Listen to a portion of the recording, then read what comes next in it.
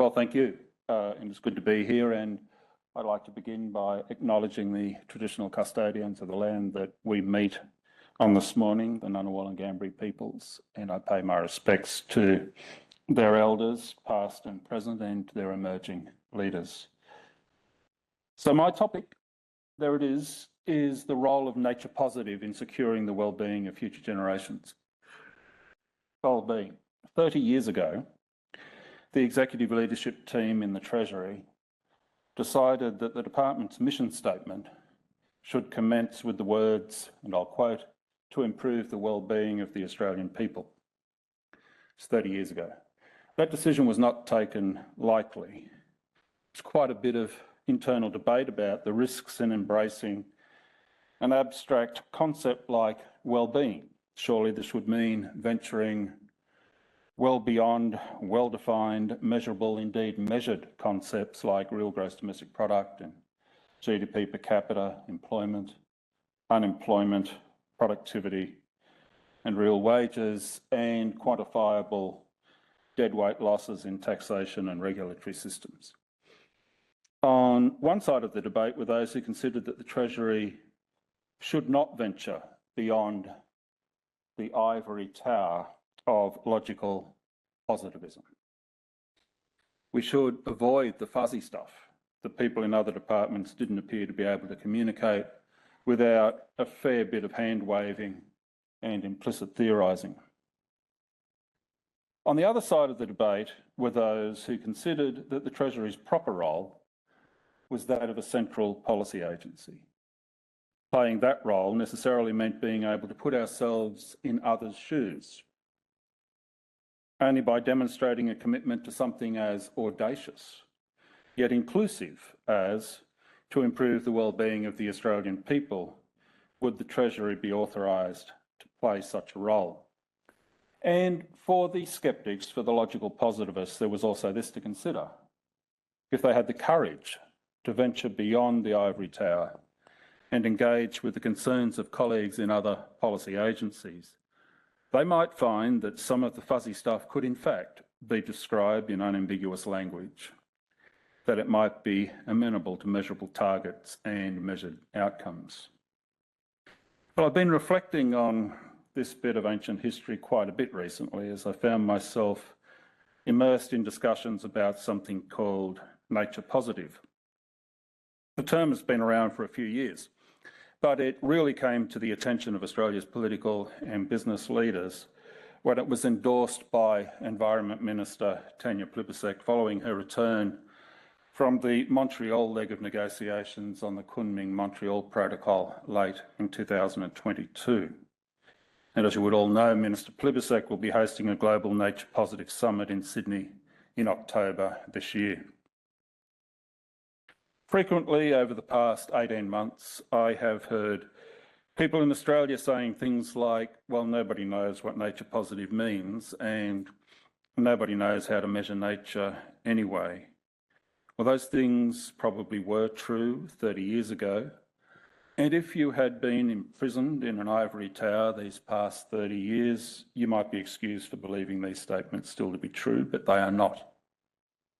The measurement of nature is a discipline well worth talking about, and I spend a lot of my time, particularly in my role as a board member of Accounting for Nature Ltd, but also as chair of the Australian Climate and Biodiversity Foundation, and also as chair of the Nature Finance Council, in talking about measurement issues. But that's not what I'm going to talk about this morning. This address has a more philosophical bent, so please indulge me. I want to explain why nature matters to humans, and especially why nature matters to the well-being of future generations, and why we in this generation should consider that we have a moral obligation to commit to nature repair. Human progress has relied upon modes of industrial production, including modern agricultural practices, based on, firstly, the extraction of non-renewable raw materials like iron ore and the fossil fuels. And secondly, upon the absorption of a stream of ecosystem services derived from things like pollinating birds and insects, sources of fresh water, from our forests, what's left of them, marine life, arable soils, and various natural waste absorbers, and of course there's many more.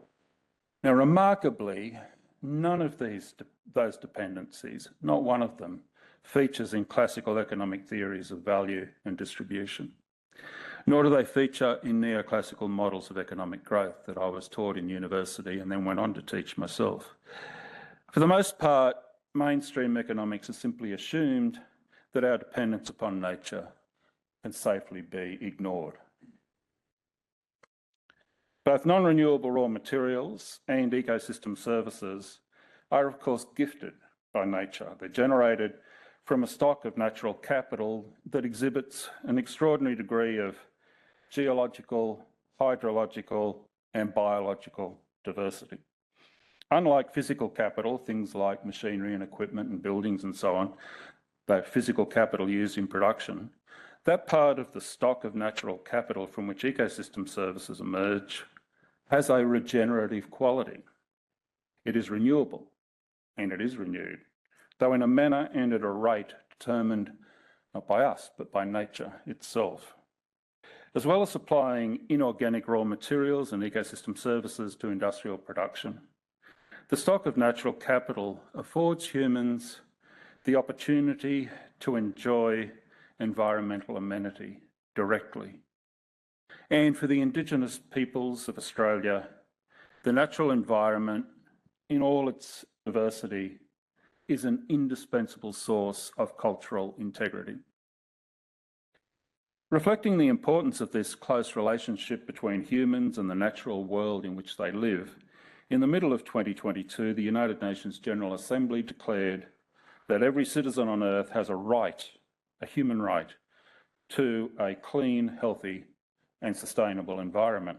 Now, the General Assembly of the United Nations would not have seen the case for making such a declaration had it not considered this human right to be facing extreme threat.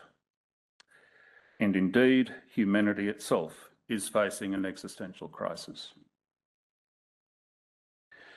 The Brundtland report that you'd be familiar with, I'm sure, published in 1987, quite properly framed sustainable development in intergenerational equity terms. It noted that development that deprives future generations of the ability to meet their needs cannot be considered sustainable. The concept of human needs, though, is not capacious. Human needs could probably be met in an air-conditioned shopping mall. Perhaps one day, perhaps even quite soon, they will be. In thinking about sustainability, most economists would prefer Robert Solow's perspective, delivered in a lecture in 1991, that this generation has, and I'll quote, a moral obligation to conduct ourselves so that we leave to the future the option or the capacity to be as well off as we are. Solow's definition goes beyond a continuing ability to meet human needs. As he makes clear in that address, it includes a capacity to appreciate or to enjoy environmental amenity. According to Solow, development that denies future generations the option or the capacity to be as well off as us cannot be regarded as sustainable. Indeed, it should not be labelled development at all. Solow's framing of sustainable development brings together notions of a level of well-being, that is, as well off as we are, and the capacity to achieve this level or any level of well-being. Because the capacity to achieve a level of well-being is itself a constitutive component of well-being, the distinction between these two concepts is not at all straightforward.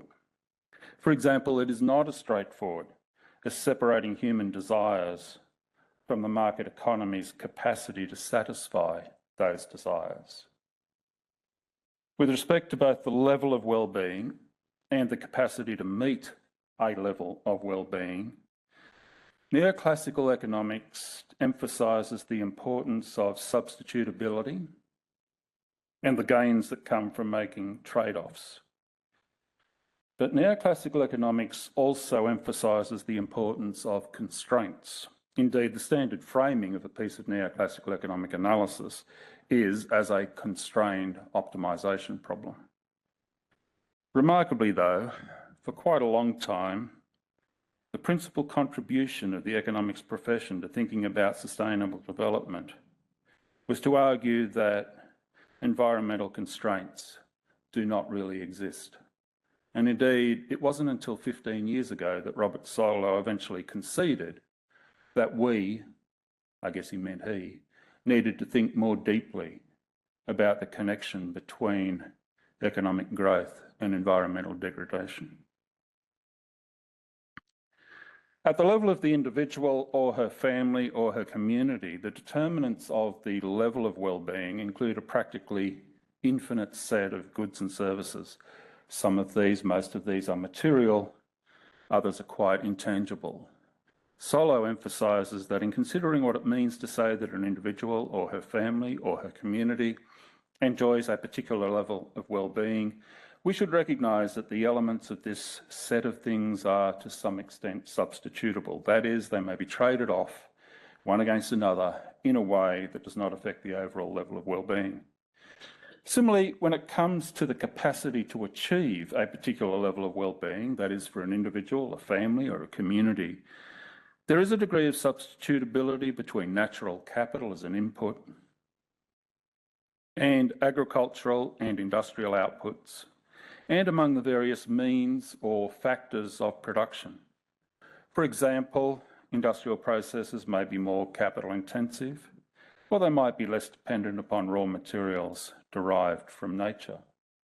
In the language of neoclassical economics, both consumption possibilities and production possibilities feature substitutability, allowing for the possibility of level preserving or compensating trade-offs.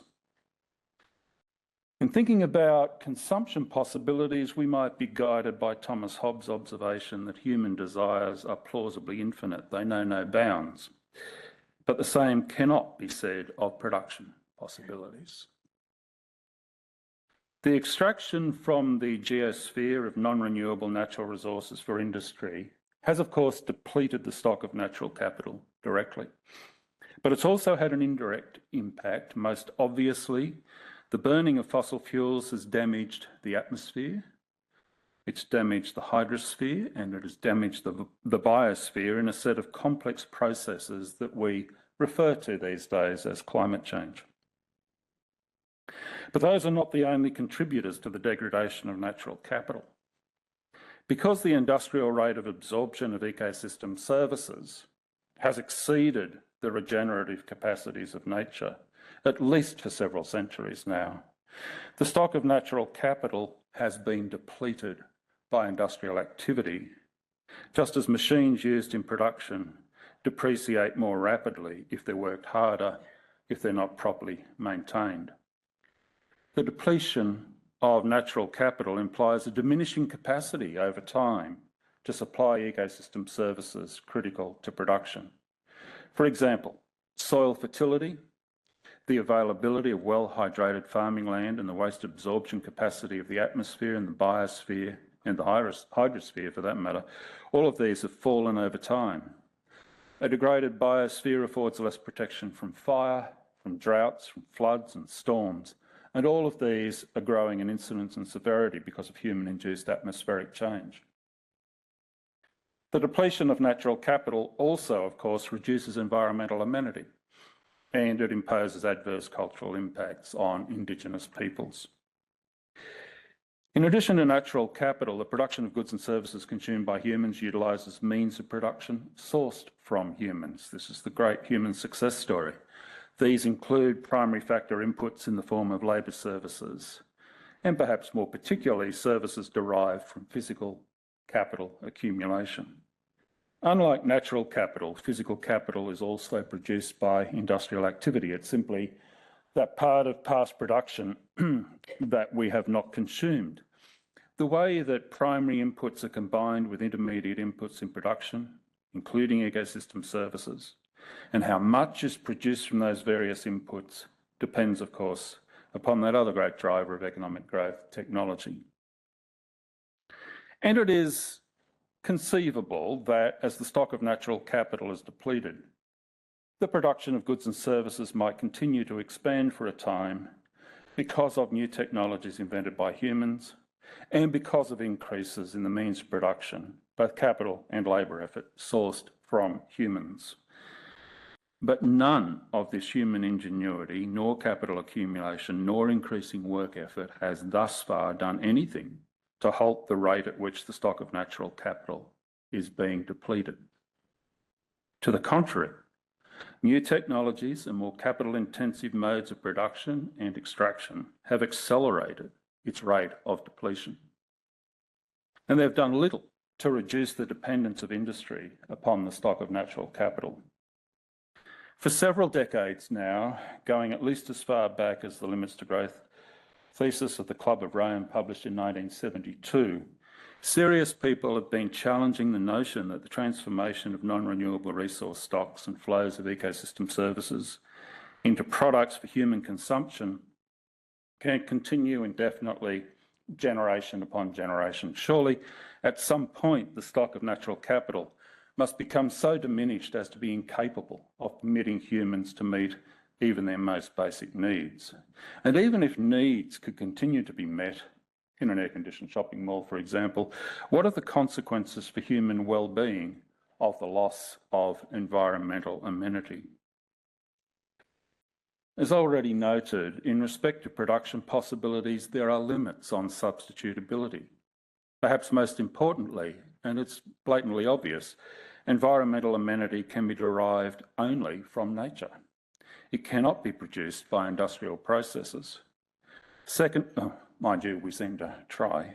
Secondly, some amount of natural capital is indispensable to production, and thus neither environmental amenity nor the production of goods and services to satisfy human material desires can be sustained indefinitely by the means of production sourced from humans.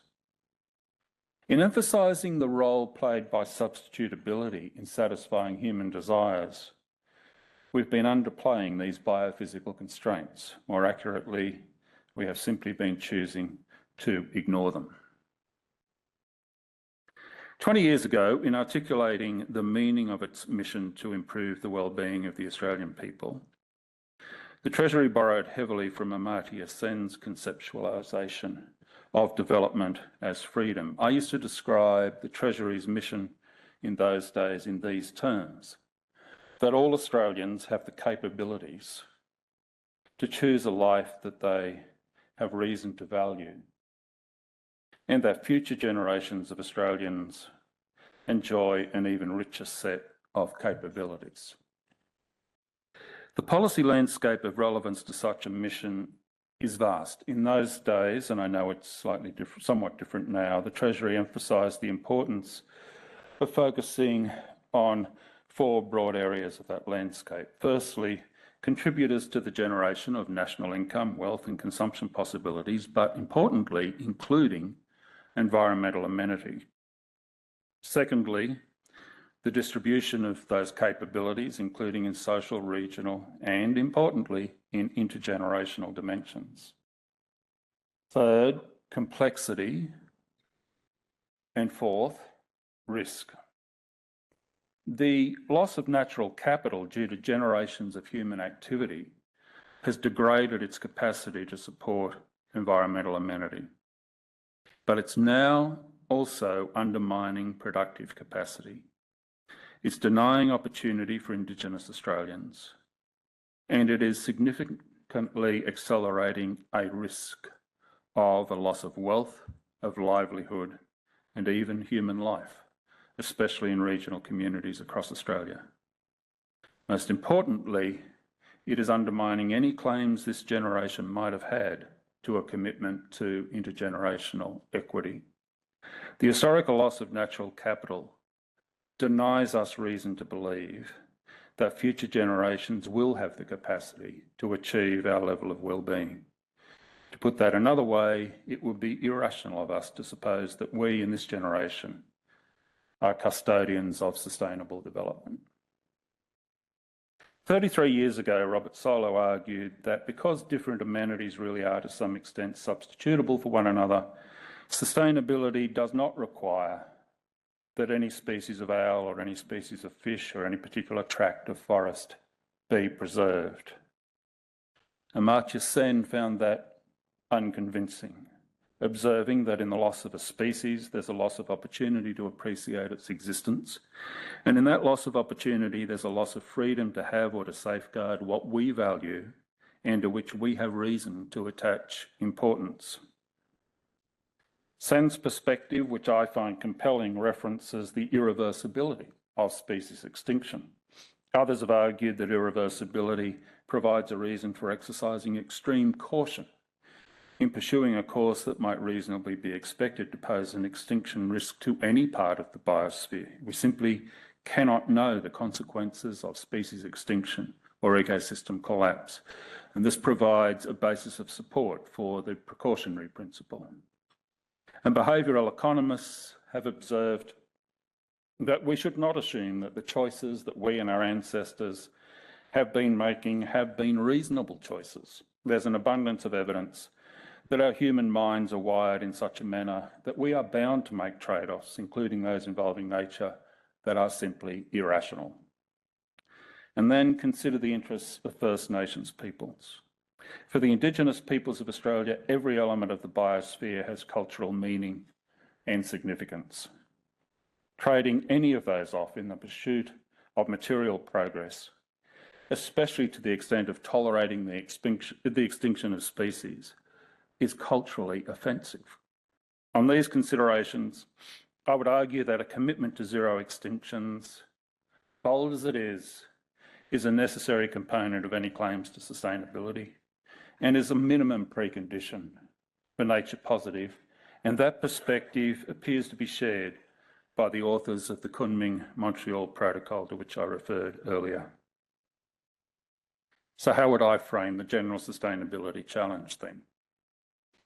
I've observed that coincident with centuries of rising material living standards based on capital accumulation and technological innovation, our human activities have degraded the stock of natural capital, and that rate of degradation is not slowing, it's accelerating.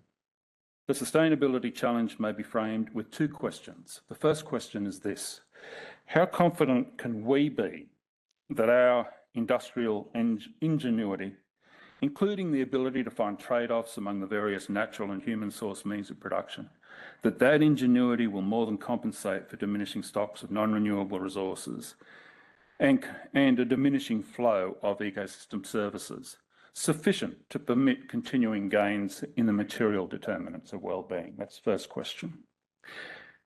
And the second question is this: even if we are confident of humanity's ability to continue to secure material gains generation after generation in their air-conditioned shopping malls, are we confident that those gains will more than compensate for the continuing loss of environmental amenity?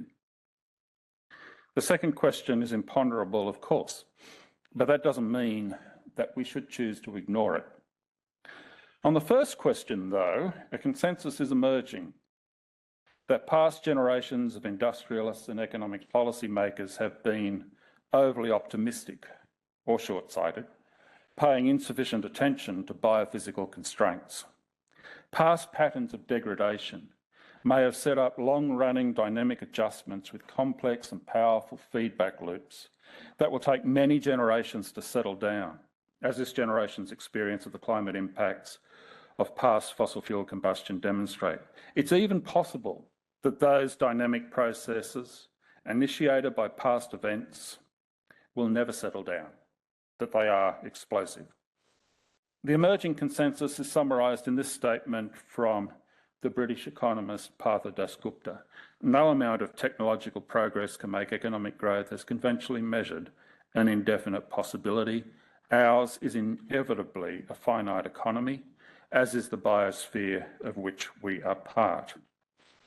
The Earth that we inhabit presents us with a set of immutable biophysical constraints, sometimes, in fact quite often, referred to as planetary boundaries. Unless our industrial processes demand less from the stock of natural capital than its replenishment, there must come a time when production collapses. With growing evidence of proximity to ecological tipping points, we should have been allowing for the possibility that the fall in production could be both imminent and catastrophic. Nature positive then. If you can appreciate the distinction between an objective function and the constraints against which it must be optimised, then you will appreciate that the 1992 Rio Earth Summit's framing of ecologically sustainable development as a balancing act among economic, social and environmental concerns, that framing is deeply flawed.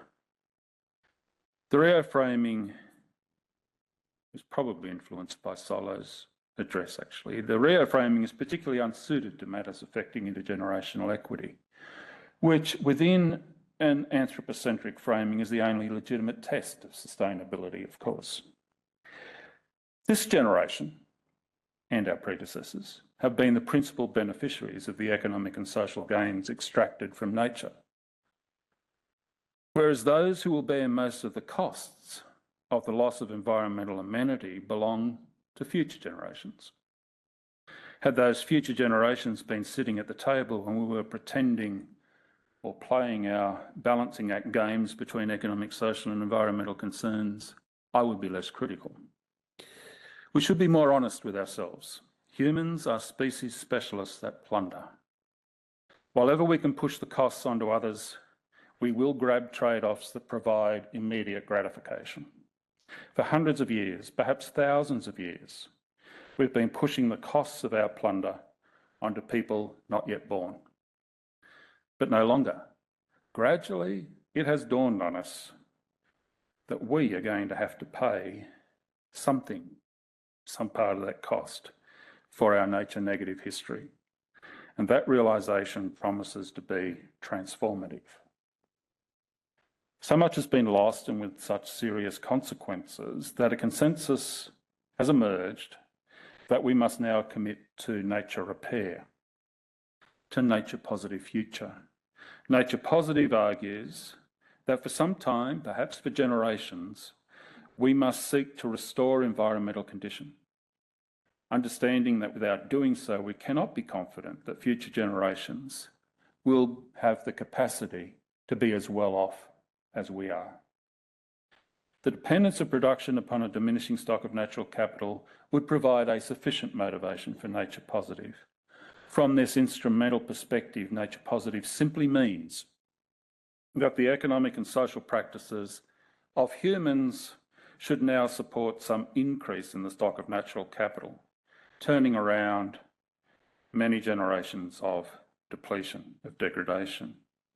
That would imply reshaping human systems and human processes to economise on the demand for ecosystem services so that industrial absorption falls below regeneration. It would mean halting other processes that degrade the stock of natural capital from which those services were drawn, and it would mean beginning the rebuilding of at least some of what has been lost. Humans have spent thousands of years extracting prosperity from nature and indeed seeking security against nature. But our future prosperity and security must be found in nature. But nature positive is not merely of instrumental significance. Because environmental amenity has value to humans for its own sake, nature positive should also be seen as an outcome, even as a constituent component of our well-being and, of course, of the capacity of future generations to enjoy our level of well-being. Nature positive is a stronger moral statement than any previous concept of sustainability. Even if we could be confident that past generations only ever engaged in activities of environmental degradation for which their loss of environmental amenity due to their plunder of natural capital was more than compensated by their material gains, they were not looking after the interests of the future. Nature positive is an attempt to restate the moral obligation that each generation owes its successors, and it's considerably less ambiguous than Robert Solo's statement. I see it being expressed in two parts. The first concerns accountability. This part attests that this generation of humans, that we accept that because of the degradation of natural capital due to the past and present practices of humans, there's a strongly growing risk that future generations have been denied the opportunity to be as well off as we are. The second part is an affirmation that the economic and social practices of humans will be transformed to repair nature, increasing the stock of natural capital that is the source of environmental amenity and of ecosystem services, so that we can have reason to believe that future generations will have the option or the capacity to be as well off as we are. Let me conclude.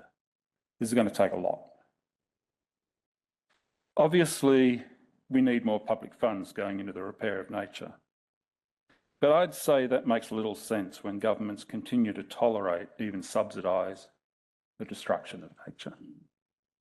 Thus, nature-destroying policies and institutional arrangements, they have to be tackled first. And then, even with a substantial increase in public funds, a very large funding gap is going to remain. So the major task is to transform this capitalist economy of ours so that it becomes a source of nature repair as an ordinary consequence of business activity, just as capital accumulation due to saving and investment is an ordinary consequence of the operation of the capitalist economic system. This is no small thing. This will not be easy. But that's not an excuse likely to satisfy future generations. Generations who have a right to expect that we will do whatever it takes to ensure that they have the option, they have the capacity to enjoy a level of well-being at least as rewarding as what has been available to us. Thank you.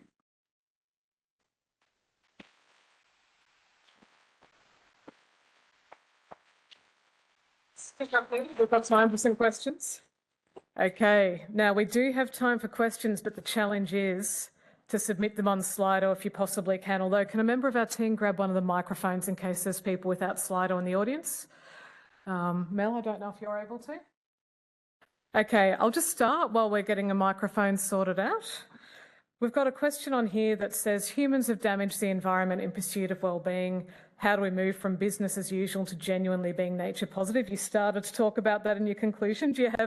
Can you solve the world for us, please? Well, we're not here this morning, but I'm going to go from here to the Treasury Department where I'm going to deliver a seminar on just that topic. We'll see. I don't know what sort of reception I'm going to get, to be honest, but it is the most important question. And it's what I was referring to at the end of the address, that, you know, we've got an amazing capitalist system which just more or less automatically, or as part of its operation, produces capital accumulation as an ordinary course of business. Right, and so the engine of material growth lies within the system itself. We have nothing like that for nature. We thought we would never need it for two reasons, I guess. I mean, the first is that nature looked as if it was inexhaustible, both in respect of its supplies of non-renewable natural resources, but also in the abundance of ecosystem services that it was supplying to the industrial machines. So we thought we didn't have to worry about it. And the second is that, as I noted, natural capital has a regenerative quality. Nature has the capacity to regenerate itself, which is not true of physical capital. And so that allowed us to rest on our oars. The limits to growth thesis, you know, published in the early 1970s, it didn't talk about ecosystem services, actually. It spoke about the dependence of the industrial machine upon necessarily diminishing stocks of non-renewable fossil fuels and metals, iron in particular. And it argued that those things are necessarily finite and that therefore there must come a time when exponential growth and they assumed with only a linear technological process, exhaust those stores of non-renewable resources. And the economists' response to it was overwhelmingly hostile, the economics profession. I remember studying this when I started studying economics at university, but a long time ago. But the proposition from the economists was, in two parts. Firstly, how do you know what those stocks of non-renewable resources are? As each year goes by, we discover we've got more and more and more and more and more and more, so who knows? And then the second, the second was that the assumption of linear technological progress is absurd, and the real question is, if technological progress is, say, exponential, like growth is, then what sort of exponential rate of technological progress might be required? And a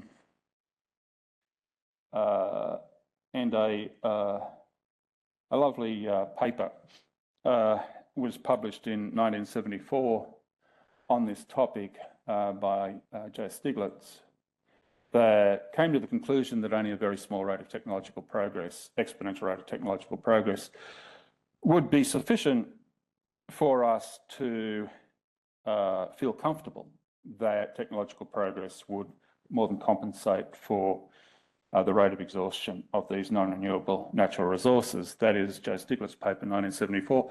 I'm not sure how he feels about it today, but probably not very well, but it more or less concluded, so there's nothing to worry about here. Mind you, whilst the rate of technological progress that he pointed to in 1974 did indeed appear small, today it actually looks like quite a challenge. We haven't done so well recently. All right. We have a few more questions coming in, and I can see a couple in the audience. We'll go one in the audience, and then Mel, there's another one over there. I'll go to Robert, then we'll go to an online Slido question, then we'll go over here, and then we'll probably be starting to run out of time. We've got quite a few questions coming in. Thanks, Jackie. Ken, first of all, I was glad you mentioned Limits to Growth, one of my favourite reads back in the day. I just wanted to check one thing. So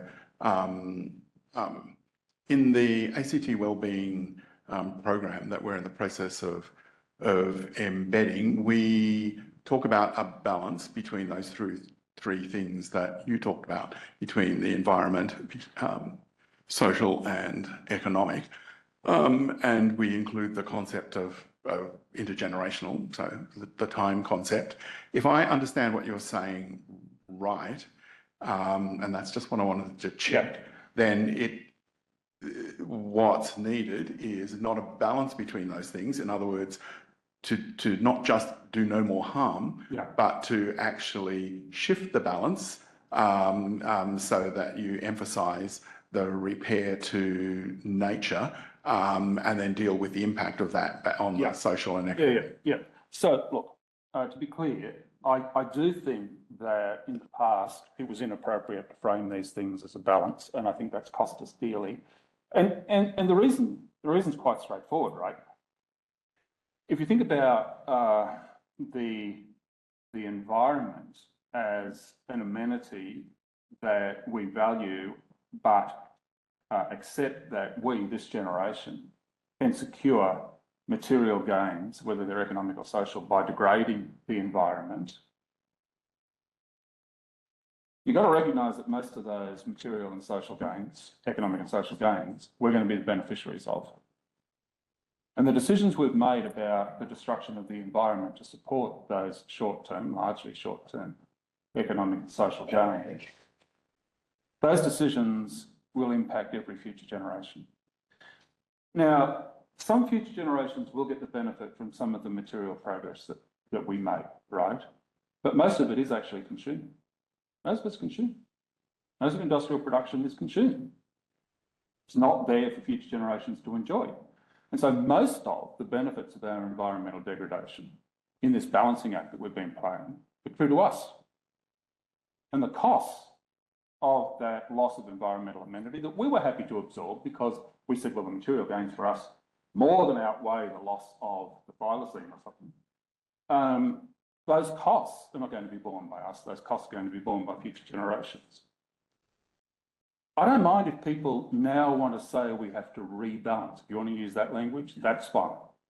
But that's an admission that we've pushed the trade-off too far against the environment, too far in the direction of short-term economic and social gains, and that we need to start moving back in the opposite direction. If that's what you mean by rebalancing, I'm absolutely fine with that. All right, we'll have a Slido question, and unfortunately, thank you so much for all the questions coming in. We won't get through all of them, but we do have one that's been liked by 6 people. What are your views on nuclear power? Well, here we go. In the 1970s, when I was a school kid, I remember participating in street marches against nuclear. Not because I had a problem with nuclear power, I just had a problem with the nuclear holocaust that we all thought we were going to experience anytime soon. That's the 1970s, right? But even in those days, people who were talking about nuclear power were saying things like, it's very bloody expensive, you know. And I think as the decades have gone by, nuclear power has revealed itself as one of the few technologies that just continues to increase in price. There are very few technologies that do that, by the way. But nuclear has just got more and more and more and more expensive. And the concerns about what to do with the waste, radioactive waste, those concerns have only got bigger, not smaller, as the years have gone by, as the decades have gone by. And although nuclear power might be a low-risk energy source, it's not a zero-risk source of energy. And as those of you who have any experience of risk management know, it's not just the probability of an event that matters, it's the consequence of the event that matters, and you've got to think about both of them. And even if you thought that the probability of a nuclear accident was small, you can't avoid the conclusion that the consequences are truly catastrophic. And so as a risk management, as an exercise in risk management, nuclear doesn't come out too well. And then, but I think perhaps most importantly, when you look at it now, it's an extraordinary, a new form of energy that you can't turn on and off, that is, i.e., in the language of the energy people, not dispatchable, is an extraordinary new thing to introduce into our energy system. What we need is something that you can turn on and turn off, well, like a battery or something else that firms up the extraordinary investment that we've already got in much cheaper renewable energy technology in Australia. I just can't see. I mean, the only test I can see it passing is, I guess, that if you believe in it, it allows you not to worry. It allows you to imagine that we don't have to do any of the hard stuff. Excellent. All right, we'll go to an audience question now.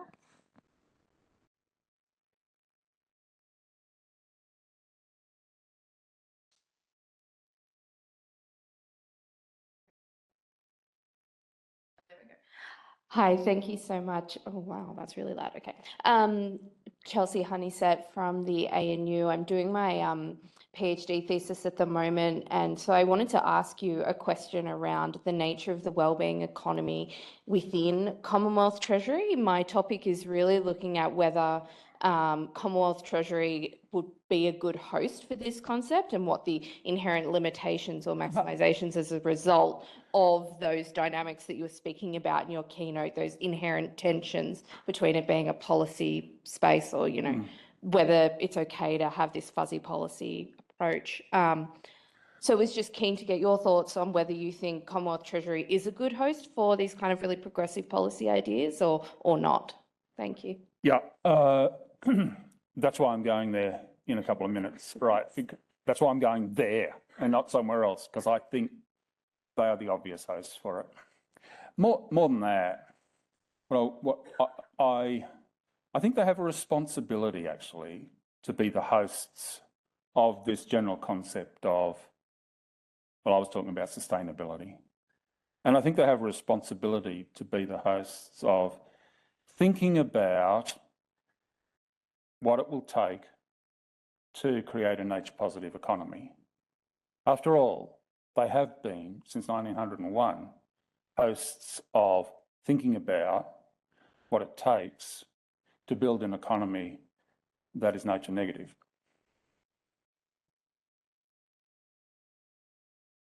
All right. We've got time for a quick answer to one last question, which isn't at all a giant, Pandora's box. Is the vision for nature positive still anthropomorphic because we're looking for intergenerational benefits mainly for humans? No, it absolutely is. It's an anthropocentric concept. And that's why I said in my remarks that, all of this sustainability literature is, not all of it. I am familiar vaguely, not as well as I should be, but nevertheless familiar with some sustainability literature that goes beyond or above or outside of the anthropocentric framing.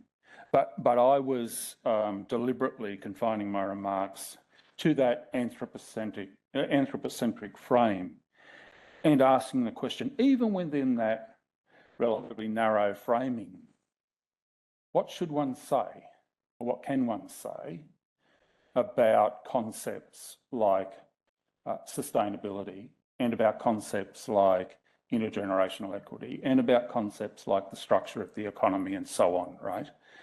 And I guess the last thing I would say is our failure as a species, like our preoccupation with plunder or a specialisation in plunder, and our failure to develop a more sustainable mode of existence within the natural environment, that has done all measure of harm to all sorts of species for which we have no empathy at all. I get that. But I would like to believe that all those other species might be beneficiaries of us changing our way. Excellent. Thank you. Would you like to join me in thanking Dr. Ken Henry? Thank you so much.